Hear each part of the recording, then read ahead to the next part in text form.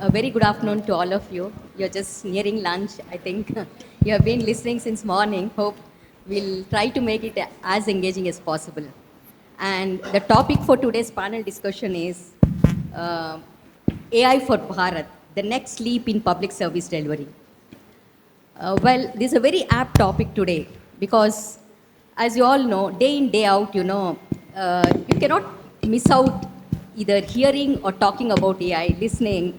Everything, to me, everything is AI right now. It's impacting every sector, every individual. As citizens, when you're buying something online, when you're using your email, Google products, and when you're searching something on Google, everything is being directed by AI. We do not know that. So as a citizen, we are impacted by it. And every sector from healthcare to education to transportation is being impacted by AI. So how do governments actually, need to be prepared for this? So what is the potential of AI in the government services is what we would like to discuss today. But before I, ask these questions to the panelists, I would like to just give a brief overview of what is happening in India in AI. As you may know, Government of India has launched the India AI mission about a year and a half ago. It has actually allocated 10,000 crores to actually accelerate the growth and adoption of AI within the country. And it has come out with 6 pillars. Each pillars related to, that will actually propel the AI ecosystem in India, which is AI use case, implementation of AI use cases, number 1. Second, skilling. Third, availability of compute. Fourth, funding for startups. Ethics in AI, responsible AI deployment, and so on. So, if you look at the states, each state is at a different level of maturity in terms of adoption of AI.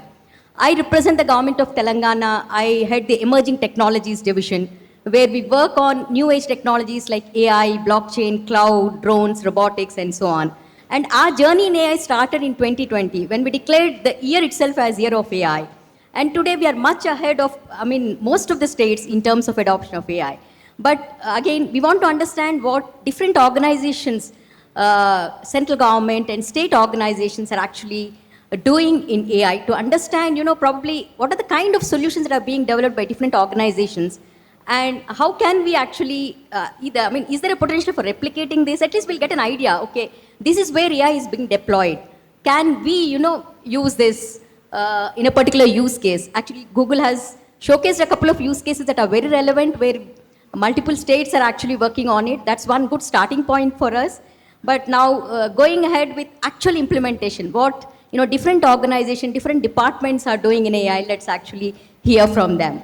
And it's expert panelists that we have here.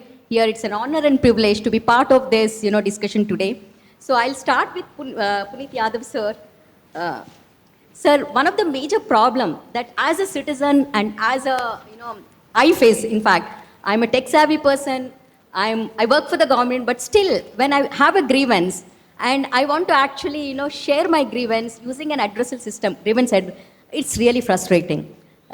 Ease of use is one thing. It actually, a grievance redressal system asks me if I actually say, I have a problem with my, water pipeline. It'll ask me to choose which department, which, ward number, and so on. I work in the government, honestly, I say, I really don't know that, Of course, since I work in the civil engineering, I know, but department, ward number, I have to scratch my brain. So, from the Administrative Reforms Commission, I heard that you have actually implemented a grievance redressal mechanism. So could you address these challenges? So what's the solution that looks like? Does it help? In what way it helps the citizens? Thank you, ma'am. That's a very relevant question. And I'll address that with our own example of 𝐃𝐢𝐠𝐢𝐭𝐚𝐥. So as you know, 𝐃𝐢𝐠𝐢𝐭𝐚𝐥 is the Government of India portal for redressal of public grievances. And to answer this, I need to bring a brief context in place, because earlier when a grievance used to come to a government office, when we started monitoring, the average time of redressal of grievance was around 60 plus days. So that is the background from where these initiatives started. And as I said in the morning also, so our Honorable Prime Minister has been driving this aspect of grievance redressal, because unless we actually follow what is happening on the grievance redressal. That is like patting our own back that we have done it. But what about the end user? Is he satisfied with our service delivery, or we have just done some paperwork and filed the complaint and nothing has happened? So these are the two possible scenarios.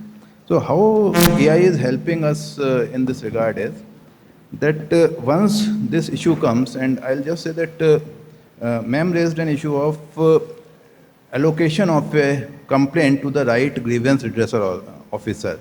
So that's a major challenge. When the CPGM system was, all the mics are on at the same time. So when the initial system was launched, we had some 3,000 to 4,000 grievance redressal officers across the country. The number of grievances was also very less. But with this CPGM system, now we are handling around 30 lakh grievances in a year. This number itself says that people are getting response, which is why the usage has increased. And these grievances are addressed to Honorable Prime Minister, Honorable President. So there is a single front end. People may be writing to this thing, but ultimately it is routed through the CPGRAMS portal. Allocation of a complaint, now at least the person who is filing a complaint, he should know his PIN code. So based on the PIN code and the department notes how they have created, now it lands to the direct person concerned. 127th Parliament Committee had pointed out that when you are building such a solution, normally the solutions and the applications are working either in Hindi or English. That's what you are translating. But what about the people from other languages? So this language we integrated Bhashini, and it is now translated voice to text, I said in the morning. So even if a complainant wants to just mention some words that this is my issue, the system will translate, convert it into, because the maybe officer, nodal officer does not read that language. So this linkage has been, this bridge has been covered. And now the person will get a response in his mother tongue, which is maybe a native language. And the officer will get to address the complaint in his convenience language, which could be either English or Hindi. After this allocation, this now how AI is helping beyond this, when we talk to 87, 84 odd ministries and departments, they have a bucket list of complaints that this is the main complaint we are handling. But AI is such a powerful tool, it tells us whether those complaint categories are sufficient in themselves or not. It so emerges, far more complaints come under other categories, non-existent categories. So the system itself tells the department, see, this is something which you have not created, you are not addressing as of now, you should incorporate it. Deployment of manpower is also very critical. We tend to allot, okay, for this category of complaint, this many people will be there, this many.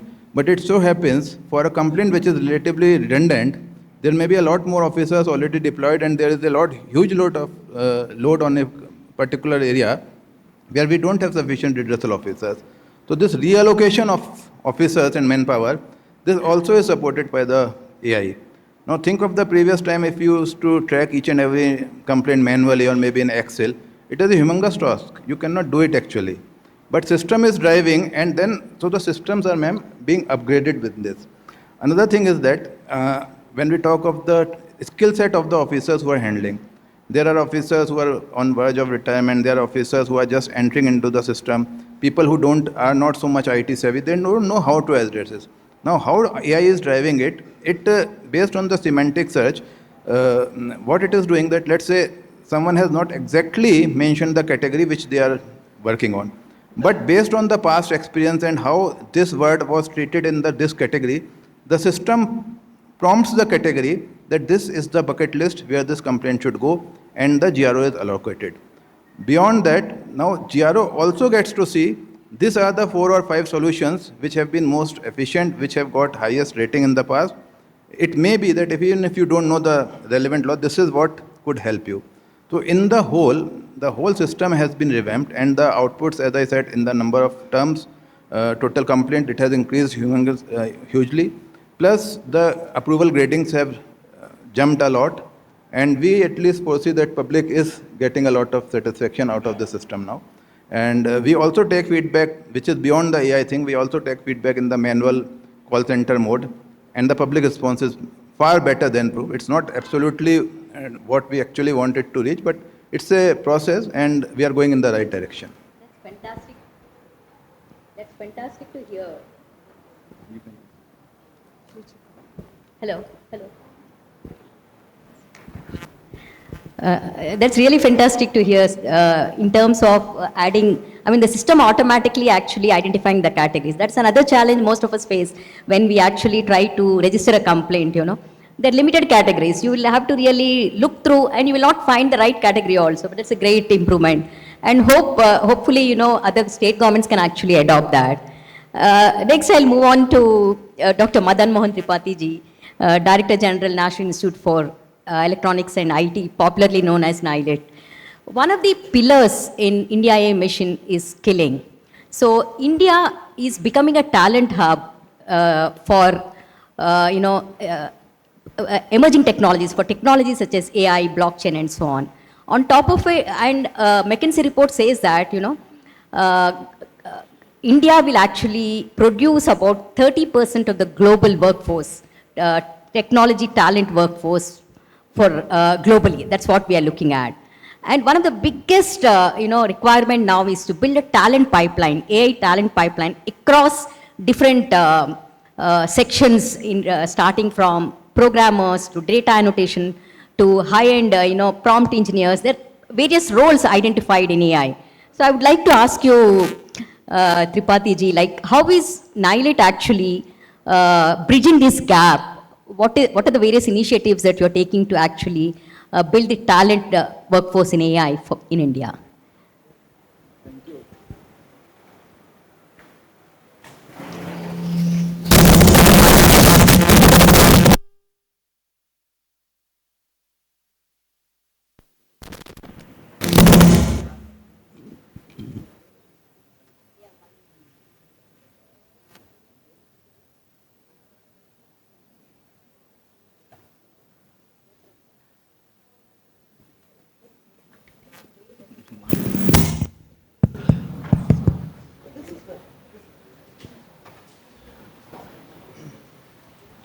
Hopefully.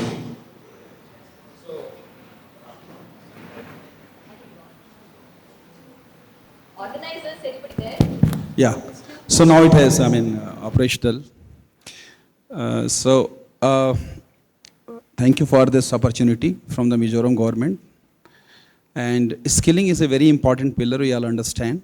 Last year, India was heading the G20 initiatives. And in the digital economy working group, one of the major point of discussion was the digital skills. So that is the importance given to digital skills nowadays. And any industry who wants to come to India or any part of the state in the country, their first question whether the skilled manpower availability is there or not. So that's the question everybody is asking. NIELIT under Ministry of Electronics and Information Technology is working in that direction. We have a very huge infrastructure of skilling, and we skill 1 million people every year. So it's a huge numbers which we are skilling, and our skilling covers the school level to the PhD level. So NIELIT is the only organization in the country which is producing skilled manpower from the school level, ITI level, polytechnic, university level, and also BTech, MTech, and PhDs. So that is a uniqueness of NIELIT, because manpower requirements are huge at the lower level, and then very moderate at the middle level, and then very specialized manpower required for the country at the higher level. So we are creating manpower at every level. That is one thing. We have 56 centers in India, almost one in every state, but interestingly 22 centers are only in the northeast. So our focus is too much in the northeast state. In the state of Mizoram, we have 2 centers operational, one in Ajal, another in Longlei. So we cover north and south Mizoram in terms of skilling. More than that, we have around 800 accredited partners and 9,000 facilitation centers across the country. So huge physical delivery network, and then supported by a virtual academy also. So this way, the skilling is being done. Recently, MITE also created a deemed university within NIELIT, which is in Ropar, and there are 11 constituent campuses. Out of these 11, 5 are in the northeast. So that is another very focused approach. But this university has been created with a very specialized focus to create specialized manpower for the industries like semiconductors, artificial intelligence, cyber security, cloud computing. So to provide manpower for such industries. And a lot of focus is on the AI and semiconductors. The model is very, very different than the normal university model. In this university, all the programs are designed by industry, 100% designed by industry.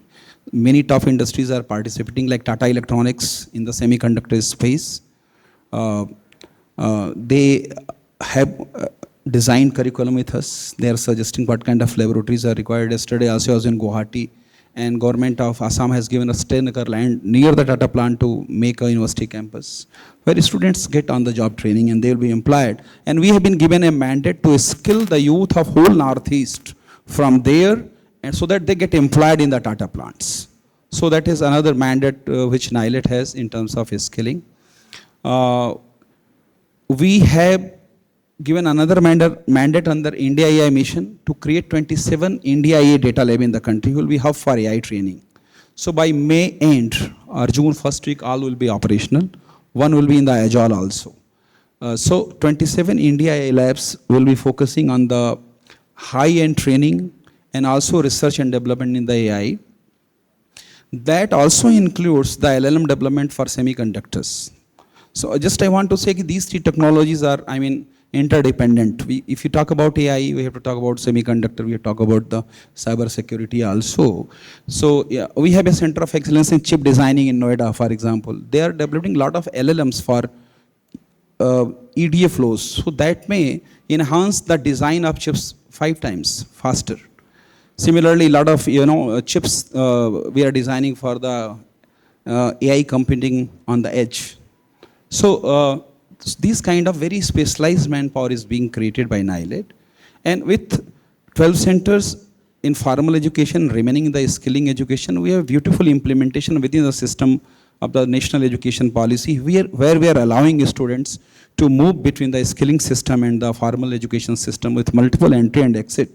Because that's very important for students. If a student enters in a BTech program and after 2 years wants to take a break and do some startup and work in the industry, we allow them to, work from there, do some skilling programs, some other certifications from anywhere, or we are going to consider their experience also as a credit programs, and will allow a degree to them. So it's a very flexible model of, learning we are developing. And to support it, we are coming up with a very good digital platform maybe in July, which is completely AI driven, where we have the recommender system, AI recommender system, we have personalized learning AI based.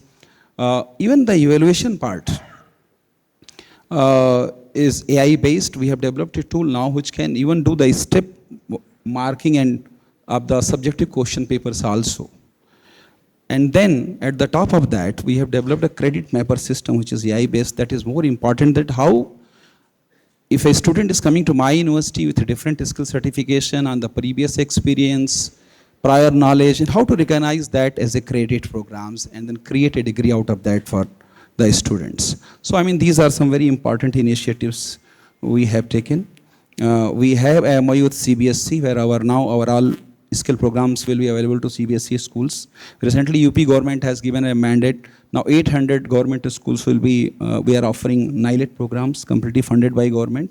Maharashtra government has signed a MOU that all their polytechnics, they will create an infrastructure for Industry 4.0 training, and NIELIT curriculum will be delivered by our own faculty. So, we are integrated our skilling programs at every level, starting from the school education to the highest level. And with top of that in all industry, they take the name Kyndryl or Microsoft or IBM or NVIDIA or any semiconductor companies, they are writing the curriculum, they are training our faculty, and those certified faculty are only taking the programs. So these are the certain models which we are training 1 million, and our target is to train 1 crore in the next 5 years. Thank you. Hello. Yeah. That's wonderful because most of the students who are coming out of colleges right now, they're not employable.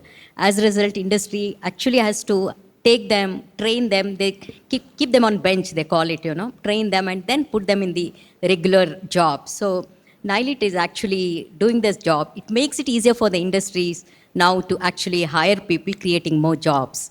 That's fantastic. Now I'll move on to Dhanalakshmi Garu, Joint Secretary, Department of Science and Technology. DST is doing a great job in terms of funding education institutions in advanced technologies. In fact, in my home state, DST has funded 2 initiatives, which I'm really happy to share with you.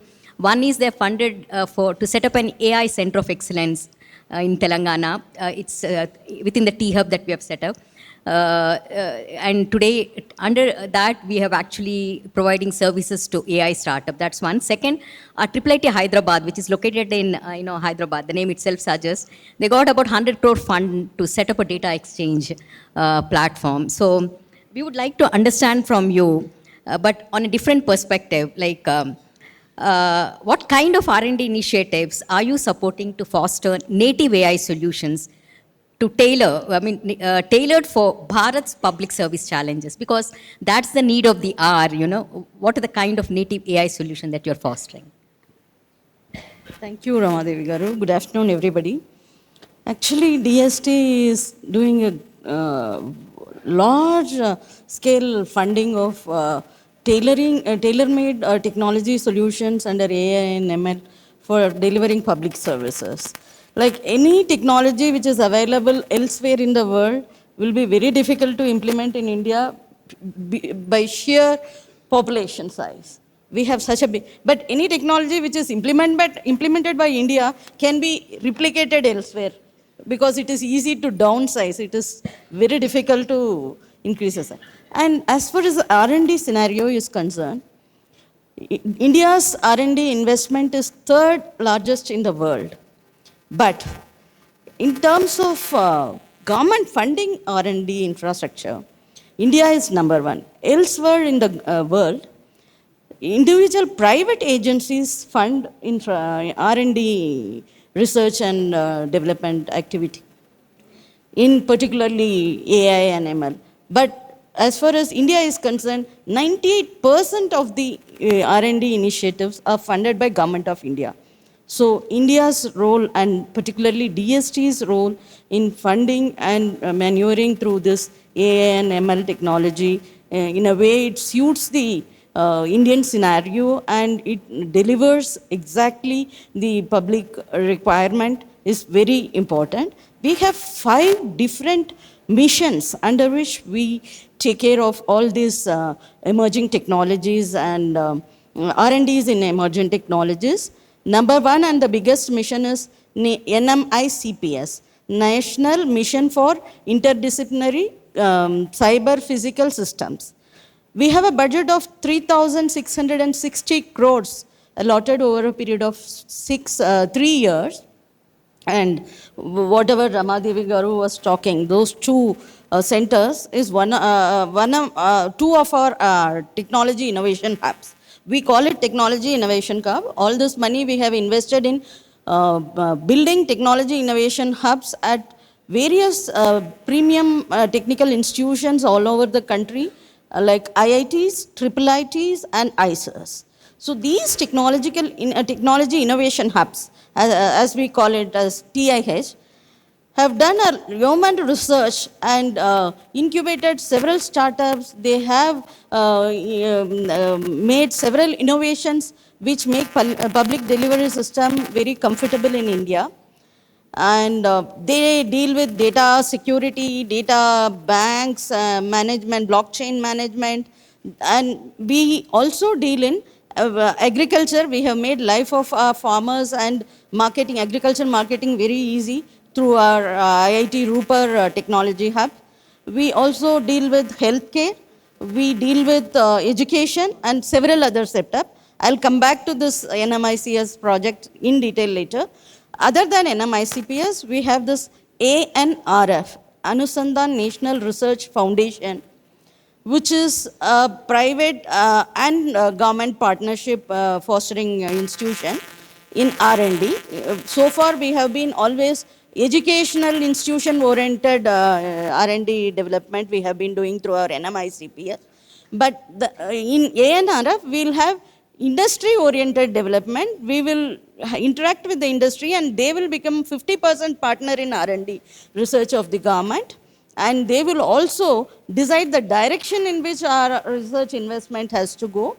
And they will also, we are also setting up a venture fund for innovation, and ANRF will take care. It has a budget of 6,000 crore for a period of 5 years. The third mechanism by which we are fostering R&D in AI and ML is through National Supercomputing Mission. We have set up 28 supercomputing centers all over the country, and these centers spearhead research and development activities, and spin-off of this research is being used by all the public delivery institutions, public system delivery institutions, R&D institutions, educational institutions, and citizen-centric initiatives are also taken up in these 28 national supercomputing mission centers. Apart from that, we have National Quantum Mission. We have a budget of 6,000 crores for a period of 5 years under National Quantum Mission. And the first quantum mission scheme has been rolled out, where we have funded 262 premier institutions of excellence for setting up quantum computing infrastructure. We work in four-pronged manner. Some institution will prepare hardware parts for the quantum computing. Some institutions will develop the software developed for quantum computing. Some institutions are exclusively meant for capacity building in quantum computing field, and some others are doing R&D in application of the quantum computing in your citizens' delivery mechanism. So quantum computing takes care of large-scale issues in the public domain. Apart from that, we have one more scheme, National Climate Change and Energy Security Mission. So under this mission, we have developed R&D skills and technology angles which will help in mitigation of disaster, prediction, early warning, and we have developed a hydrogen valley system under the scheme where alternative energy at cheaper cost and less harmful to the ecosystem is developed. And all our electric vehicle initiatives are funded under this system. Ather is one of our premier startup which got funding from us through this mission and is now doing a very great job. It has developed into a big unicorn where the entire world is looking at it. And we have one startup in drone system, robot. I exactly forgot the name, but it is on robotics and drones, and they have also developed into a very beautiful unicorn from a simple startup funded by us. So now talking about the one particular area where agriculture, industry and all things are taken care is the indigenously developed Bharat Gen LLM. It is a multilingual large language modeling. In India, it's a melting pot of culture. Every 100 meters, you have a different language, different slang, different regional variation of the language and different culture, climatic variation, all this.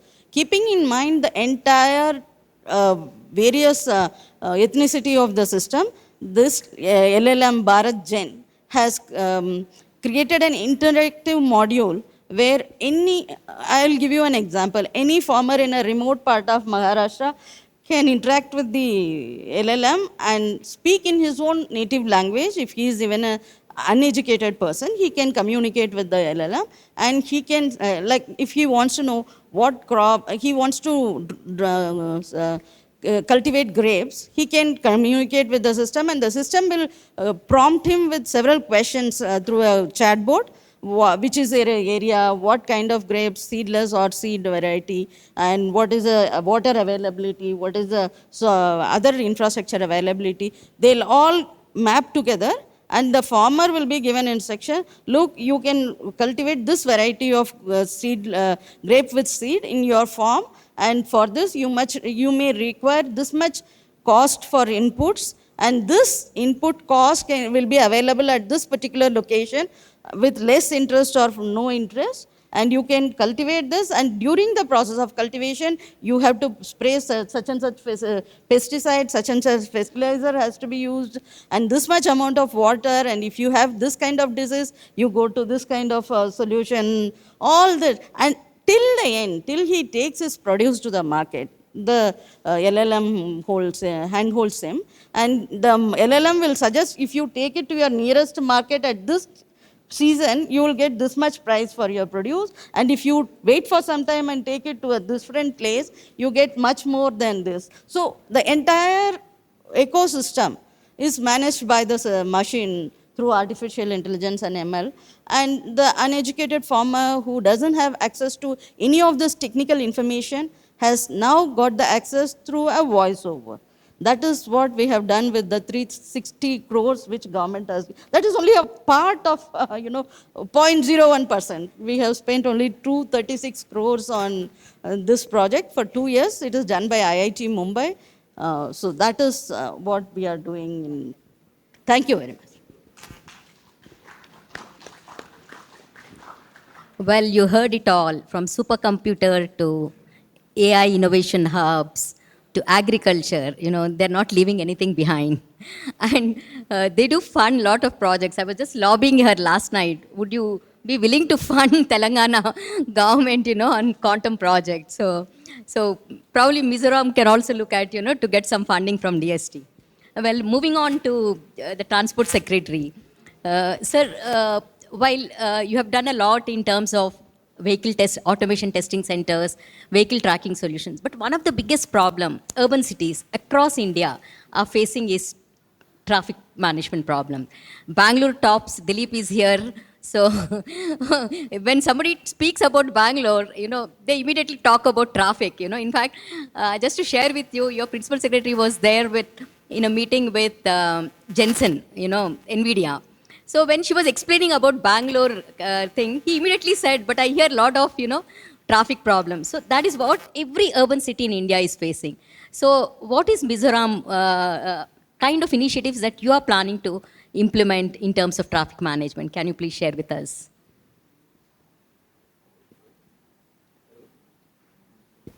You can use this one.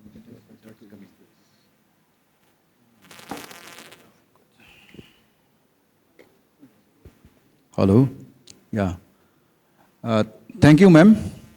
It is an honor and privilege to be a part of this panel discussion. Like as ma'am has pointed out, everywhere in the country, that traffic management is a big problem the government as well as other stakeholders are facing.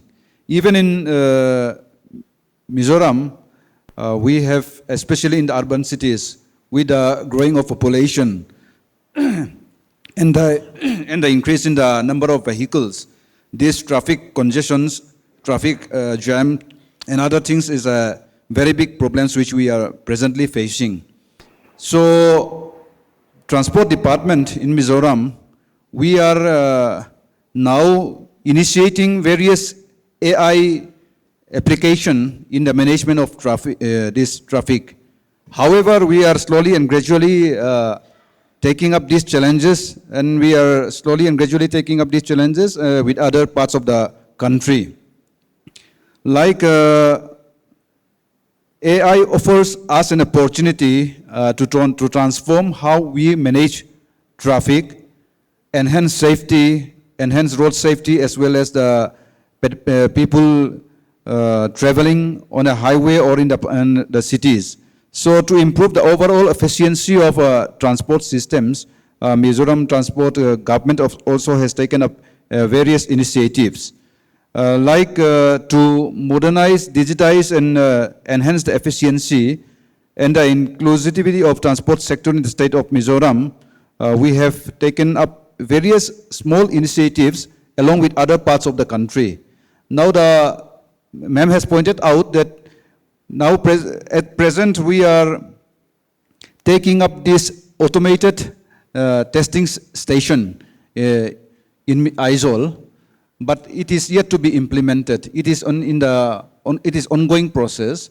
I think once it is implemented and commissioned, I think that we will ensure and enhance more road safety and other type of and prevent some vehicular accident on the highways and in the cities. So that thing is coming up. So it is now in the construction process.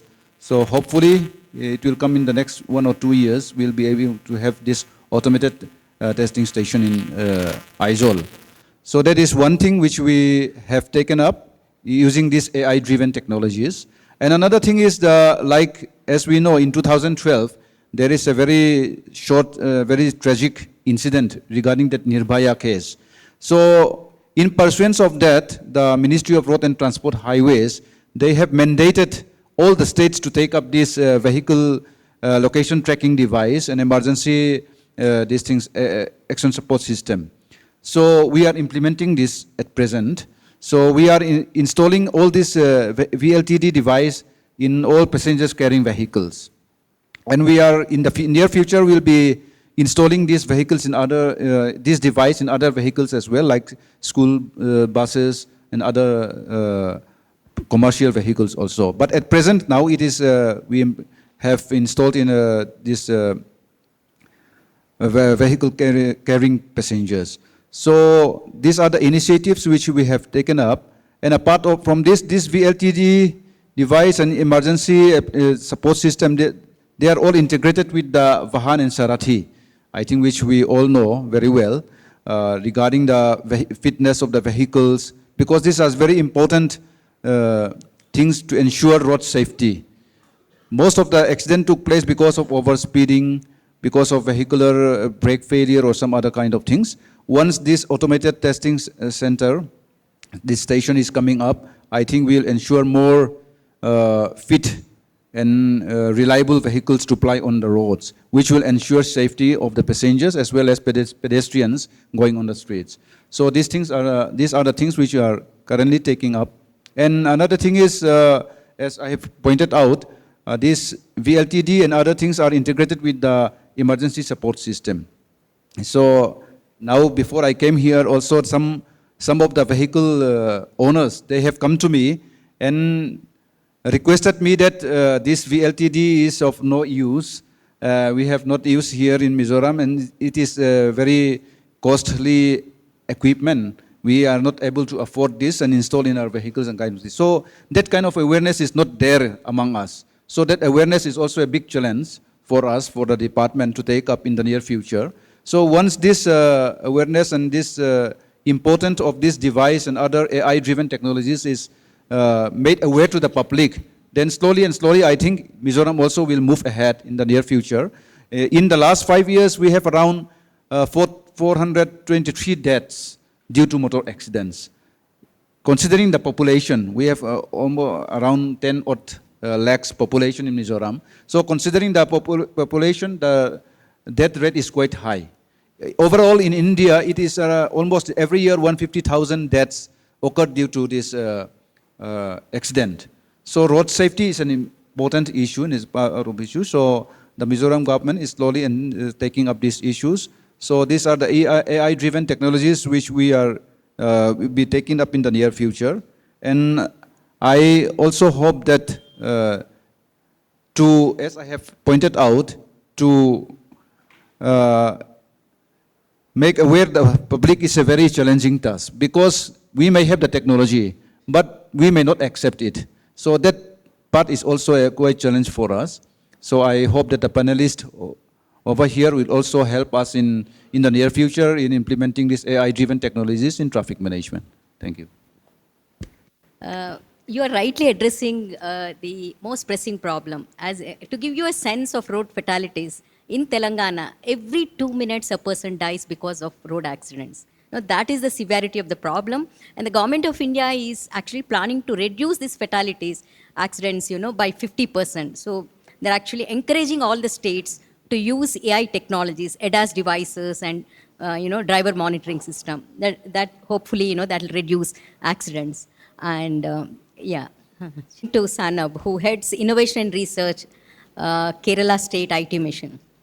So Kerala has always been at the forefront of adopting, technologies. In fact, digital literacy is the highest in Kerala. 100% is what we used to really get surprised by that fact, because compared to other states. And today morning, I understood from the Chief Minister that Mizoram also tops in literacy.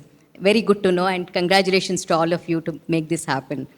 I heard about, Kerala Blockchain Academy, blockchain technology, Kerala is doing a lot in that front.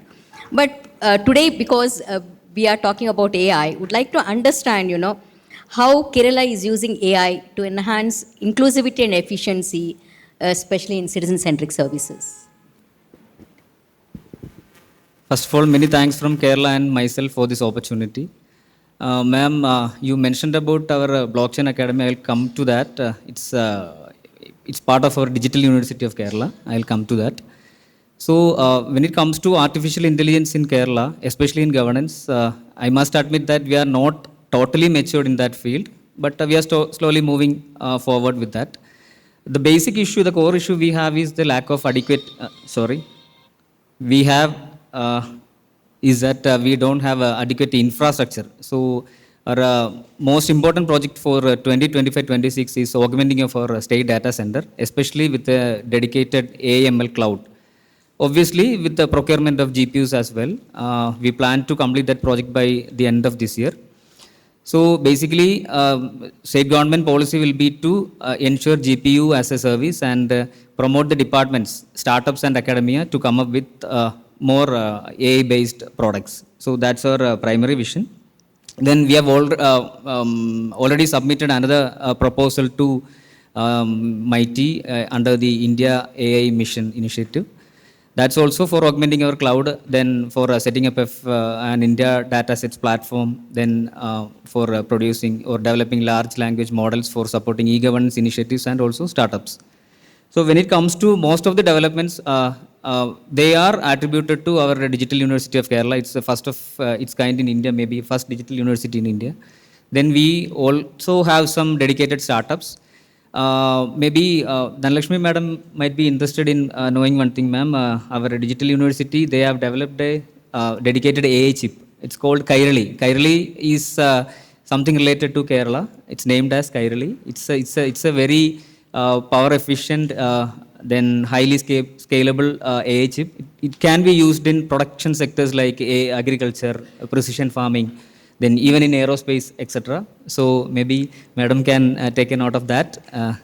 Then when it comes to some other products, they have a dedicated R&D section in the UK. Other than this AI chip center, they help in developing LLM models and in framing of policies also. And they support these local governance initiatives also. We may be discussing that in the coming future. Then regarding some other initiatives, one is from our education department. It's called Samagra Plus. I'll just mention some of the notable initiatives only because I can't go deep into all the initiatives for the interest of time. So Samagra Plus is like, it will provide customized classroom atmosphere to each student's, based on each student's assessment. So that teachers can assess each student and use these AI techniques to make some customized models for each student. Individual assessment also can be done. Then classroom equipments have been procured and the training has been given to nearly 80,000 teachers across the state within a week of training programs and capacity building. So that will also be realized. A prototype has already been tested. Then as IT Missions Initiative, we are already into an AI chatbot, which will be tried and tested in the E7M portal. Then it will be used in all the other departmental websites so that people can access the services very easily. It will be using this vernacular language also, Malayalam. Then one other initiative is under the CMO portal. We have a CMO portal very similar to our 𝐃𝐢𝐠𝐢𝐭𝐚𝐥, which is monitoring our, complaints and grievances by in the state government. So we are trying some sentimental analysis and some AI tools to identify common issues and come up with some solutions.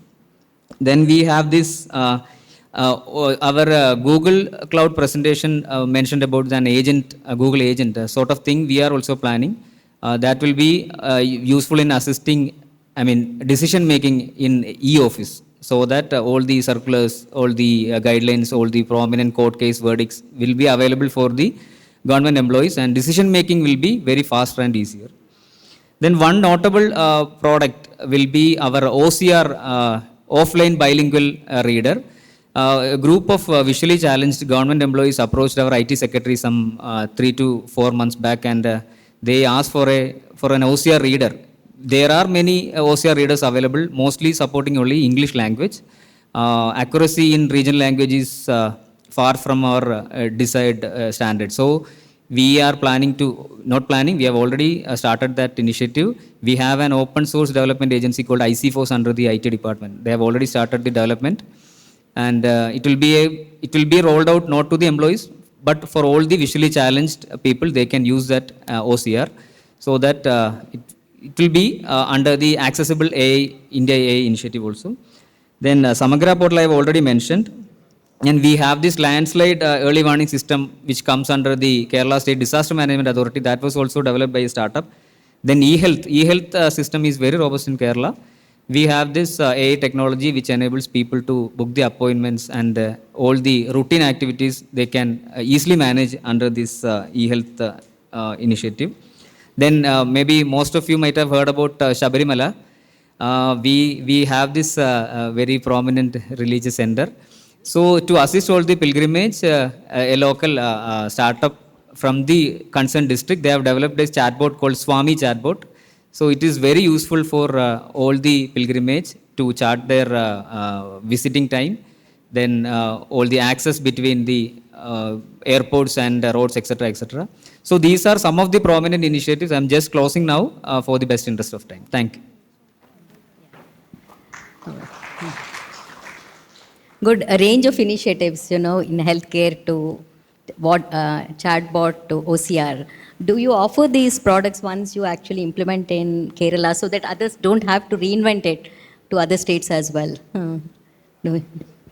Obviously, ma'am, I will take this point to our IT secretary, or I am not I'm not competent enough to say that, or maybe I can't give an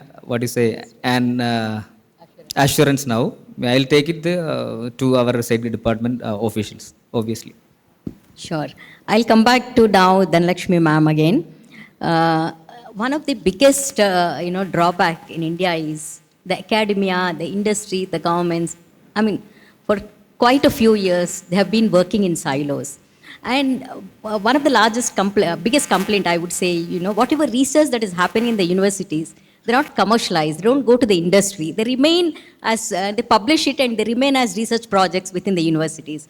So in that context, DST, how is it encouraging collaboration between all these partners, so that we would be able to leverage research, whatever that's coming out of research to impactful projects that can be implemented? Yeah, thank you once again. Actually, DST in all its NMICPS hub, that is the 25 T hubs, we ensure that there is a three parties involved. One is the academic institution which is hosting the T hub.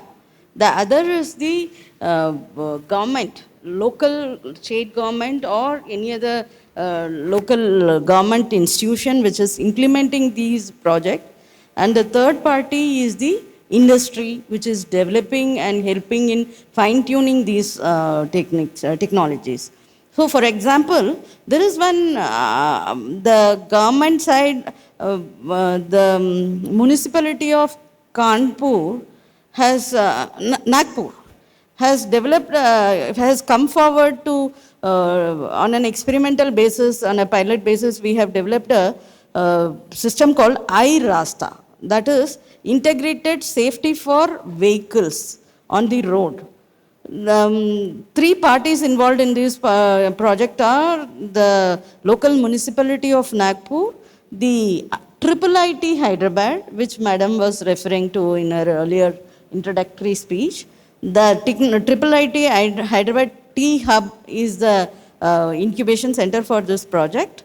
And we have the industry, like transportation industry, closely working with these organizations, and we have come up with this iRaste, which is a system where the vehicles are armored with AI and ML, so that whenever a vehicle is flying in the road, the AI system will predict what are the accident prone areas in the way of the vehicle and what are the activities in the vicinity of the roadside where the vehicle is flying. If there is a school in the neighborhood, and if this is it's a real time basis communication between the vehicle driver, the vehicle mechanism, and the environment ecosystem connecting the. So if there is a school and the time at which this vehicle, high-speed vehicle is flying in that road is the same as the school closure time, the driver and the system gets a warning that you will have more traffic of children crossing the road or moving around in this area, so better be cautious while you drive. And these long distance journeys where we have buses flying overnight to various cities from one center, they also the drivers get an alert that there is going to be a road crossing, a railway level crossing in another 5 meters. So you be alert whether any train. So all integrated mechanism to protect a vehicle from accident or any is inbuilt, and accidents are not in our hands. Accidents happen accidentally. So we have set up a foolproof mechanism for relief and rescue immediately after an accident. If there is an unfortunate accident with this system-powered vehicle, then the local hospital, ambulance, the local district administration, the police, the traffic, everybody is alerted. And this system has a foolproof traffic regulatory mechanism also. They predict that there is a traffic, heavy traffic in a particular route, so they redirect the vehicle in a different route so that without delay they reach the destination on time. So on and so forth. We have several integrated facility in this roadside.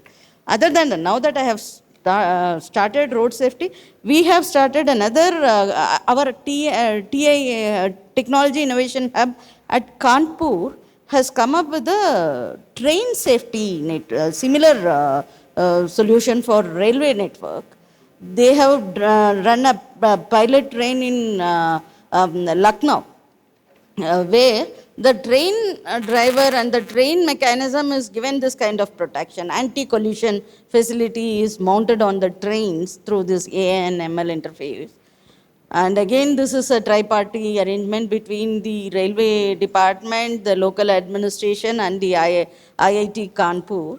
And they have developed a very foolproof mechanism to avoid collision when the trains are moving on the track, your metros, which are in a high-speed commutation mode, all these things. And imagine if these are pilot projects. If these pilot projects are successful and fine-tuned, and we are able to implement this system in all our railway network, how many lives could we save? Compared to the money we invest in these kind of research and projects, the benefit we reap will be very high, the social and economic benefit we reap. Other than that, we have one more innovative system where Uber and Ola drivers are requested to mount high-resolution cameras on their vehicle. We pay very nominal. This is again a pilot project. The technology hub is implementing it. They pay very nominal amount to the Uber Ola guy because he doesn't do anything other than giving space for mounting the camera on his vehicle. But the advantage is, while moving along the length and breadth of the city or the country where they are moving around, they click high resolution pictures of the roads where there is a pothole, where there is frequent accidents, even hygiene, maintenance. If a road has not been swept properly, if there is a lot of accumulated waste near a roadside, all that is being captured and it is sent to the local municipal administration. They immediately ensure that the potholes are filled, the cleaning is happening on time, and if there is a high frequency accident zone, then enough preventive measures are put in place. So these are the technology and government partnership with industry which has given very good results. With this, I request Dr. Ramadevi to take over. Yeah.